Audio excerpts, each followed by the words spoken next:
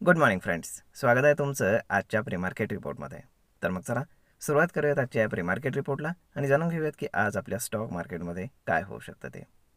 त्याआधी तुम्ही जर चॅनलवरती नवीन असाल तर चॅनलला सबस्क्राईब करायला बिलकुल विसरू नका आणि डिस्क्रिप्शनमध्ये लिंक आहे त्यावरती क्लिक करून आपले डीमॅट अकाउंट देखील ओपन करायला विसरू नका. तर मग चला सुरुवात करूयात आजच्या या व्हिडिओला.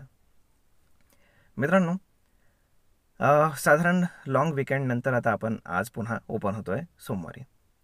तर आता शुक्रवारी सगळ्यांना माहीतच होतं की जॅक्सन होलमध्ये मीटिंग होती आणि त्यामध्ये फेडचे जे चेअरमॅन होते त्यांचं लास्ट स्पीच होतं आणि लास्ट त्यांच्या स्पीचच्या आधी तिथे US मार्केट हे बऱ्यापैकी डाऊन झालं होतं.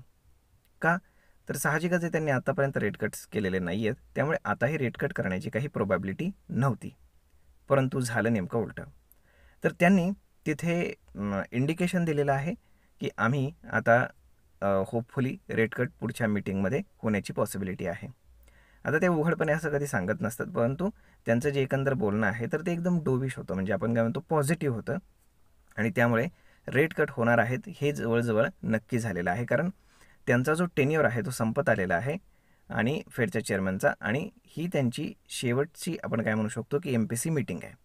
मग आता साहजिकच आहे की त्यामध्ये त्यांनी रेट कट करणं आता म्हणजे आपण काय म्हणू शकतो की अपेक्षित झालेलं आहे. आता साहजिकच आहे, ही गोष्ट US मार्केटसाठी खूप चांगली होती. त्यामुळे तिथे सगळे इंडेक्सेस ऑलमोस्ट 1% आसपास ग्रीनमध्ये क्लोज झाले. त्यानंतर तिथे जे काही काय आपण म्हणतो आपले त्यांचे जे फ्युचर्स आहेत तर ते सुद्धा शुक्रवारी रात्री ऑलमोस्ट 1-1.5% आसपास ग्रीनमध्ये ट्रेड करत होते. परंतु आता जर आपण USचे फ्युचर्स पाहिले तर स्लाइटली डाऊन आहेत, की जे आपण अगदी नॉर्मल म्हणू शकतो. स्लाइटली म्हणजे जवळजवळ निग्लिजिबल एवढे स्लाइटली. तर हे पाहता युरोपियन आणि एशियन मार्केट्स हे मोस्टली ग्रीनमध्ये आहेत आणि त्यामुळे गिफ्ट निफ्टी इंडिकेट करत आहे की साधारण मार्केट हे 70 ते 80 पॉईंट गॅपअप ओपन होईल. ओके, म्हणजे 80 पॉईंट ते 100 पॉईंट याच्या दरम्यान कुठेही मार्केट गॅपअप ओपन होऊ शकतं. आता तसं जर आपल्याकडे पाहिलं तर आपल्याकडे शुक्रवारचा दिवस काही फार चांगला नव्हता. पूर्ण आठवड्याची जी तेजी होती ती शुक्रवारच्या सेशनमध्ये मार्केटनं खाऊन टाकली होती.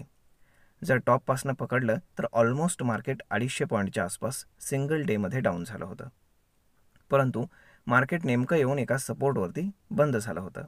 तो होता साधारण 24,850च्या आसपास. तिथनं मार्केटनं पुन्हा बाउन्स बॅक घेऊन 24,870च्या आसपास येऊन मार्केट हे क्लोज झालं होतं.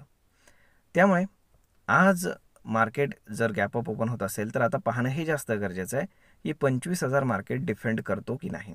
त्याचं कारण असं की जोपर्यंत मार्केट 25,000च्या वरती होतं तोपर्यंत खूप जास्त पुट रायटिंग आपल्याला 25,000ला पाहायला मिळत होतं. परंतु आता काय झालं, शुक्रवारच्या दिवसामध्ये मार्केट सिग्निफिकंटली खाली आल्यामुळे 25,000वरती प्रचंड कॉल रायटिंग आपल्याला पाहायला मिळते आणि आता नेमकं मार्केट त्याच झोनमध्ये ओपन होतं आहे. म्हणजे पहिल्या फर्स्ट हाफमध्ये मार्केट तो जो आपण काय म्हणू शकतो की 25,000ची लेवल आहे त्याच्यावरती जाऊन ट्रेड करणार की 25,000च्या खाली ट्रेड करणार हे पाहणं जास्त गरजेचं आहे. कारण जर मार्केटनं 25,000च्या खाली जर ट्रेड केलं तर जो मध्ये गॅप क्रिएट झालेला आहे ऑलमोस्ट 100-125 पॉईंटचा, तर तो नक्कीच मार्केट भरून काढेल, म्हणजे पुन्हा एकदा मार्केट खाली येण्याचे चान्सेस आहेत. आता जर आपण FISDIचा डेटा जर शुक्रवारचा पाहिला तर तो मात्र डिसअपॉइंटिंग होता. FIs तर ऑलमोस्ट सेल करतातच आहेत, परंतु शुक्रवारी त्यांच्यासोबत DIsनं सुद्धा सेल केलं होतं. DIsनं फार नाही, साधारण 350 कोटींच्या आसपास सेलिंग केलं होतं. परंतु त्यामुळेच आपण पाहू शकतो की जे दोन मोठे जायंट्स आहेत मार्केटमधले तर त्यांनी आपण काय म्हणू शकतो की दोघांनी सेल बटन प्रेस केल्यामुळे मार्केटमध्ये आपल्याला एक सिग्निफिकंट फॉल पाहायला मिळाला.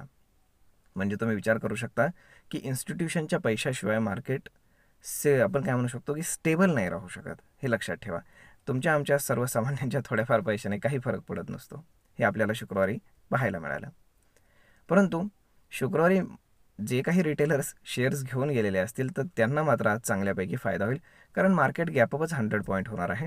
म्हणजे ऑलमोस्ट अर्धा ते 1% सगळे जे काही निफ्टीचे स्टॉक्स आहेत 0.5% आसपास तरी गॅपअप ओपन होतील. ओके, त्यामुळे आता पाहूयात काय होते पूर्ण दिवसभरामध्ये. परंतु ही गोष्ट तर पॉझिटिव्हच आहे. मोस्टली IT कंपनीजसाठी पॉझिटिव्ह आहे आणि जे काही बँकिंग स्टॉक्स आहेत त्याच्यासाठीही पॉझिटिव्ह आहे. त्यामुळे ते पाहणं जास्त गरजेचं आहे. परंतु येणारा जो नेक्स्ट आपला हा जो आठवडा आहे याच्यामध्ये बुधवारी आपल्याकडे गणेश चतुर्थीची सुट्टी आहे.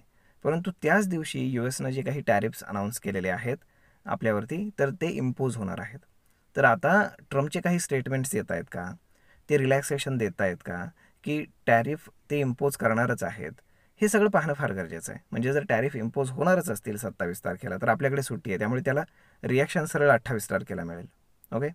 परंतु जर कुठल्याही प्रकारचं रिलॅक्सेशन मिळालं नाही, तर मंगळवारी म्हणजे उद्या जाण्याआधी मार्केटमध्ये एक आपण काय म्हणू शकतो, सेल ऑफ आपल्याला पाहायला मिळू शकतो.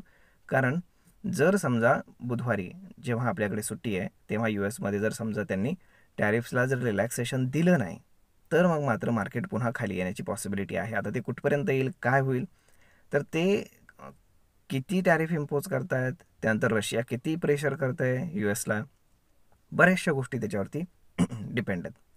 त्यामुळे ते एवढं इझिली सांगता येणं पॉसिबल नाही आहे. तरी होप सो, पाहूयात काय होतं ते पूर्ण दिवसभरामध्ये कशा पद्धतीचं प्राईस ॲक्शन डेव्हलप होते. परंतु आजचा दिवस तरी मोस्टली पॉझिटिव्ह राहण्याची पॉसिबिलिटी आहे. त्यानंतर उद्या पाहता येईल. ओके. तर होप सो, ट्रम्प काय करतायत, आपल्याबद्दल काय डिसिजन घेत आहेत, त्याच्यावरती मार्केट नक्कीच रिॲक्ट करेल. बघूयात काय होतं ते. तर मग मित्रांनो, हा व्हिडिओ, ही माहिती तुम्हाला ट्रेड आणि इन्व्हेस्टमेंट करण्यासाठी नक्कीच उपयोगी पडत असेल. जर हा व्हिडिओ तुम्हाला आवडला असेल तर आपल्या जवळच्या मित्रमंडळींसोबत देखील हा व्हिडिओ तुम्ही शेअर करायला विसरू नका. धन्यवाद.